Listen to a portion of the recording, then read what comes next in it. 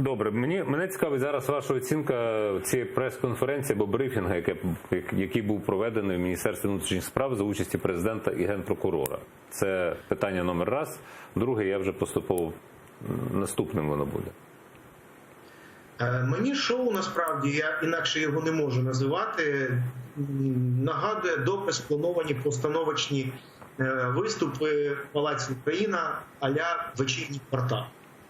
Тобто в даному випадку теж президент у ролі артиста чи артист у ролі президента в кінці почитав свій монолог, красиво там, замість Южика Євгенія Кашевого і Олени Кравець виступали міністр МВС, виступав прокурор Пошапка, виступали також люди, але це те, що показували, мені нагадувало постановочну якусь історію з елементами шоу. Тому що фрази, вирвані з контексту, оцей прийом дуже любить проросійська бульварна преса. Вирвати якийсь шматок з контексту і подавати його, наче виважений і вивірений факт. Нам показували якихось людей в майках з характерними принтами, що викликало просто гуморичний, такий, знаєте, приступ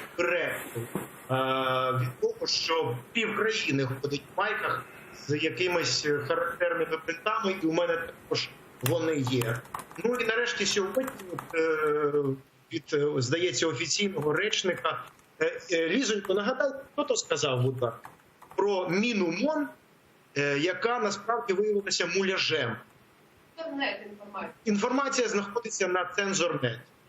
Сайт начебто інформація перевірена. Тобто все це елемент, знаєте, постановочного шоу з метою здискредитувати волонтерський і добровольчий рух. Така позиція і погляд, можливо, трошки здалеку, але по тому, що я бачу по телевізору в засобах масової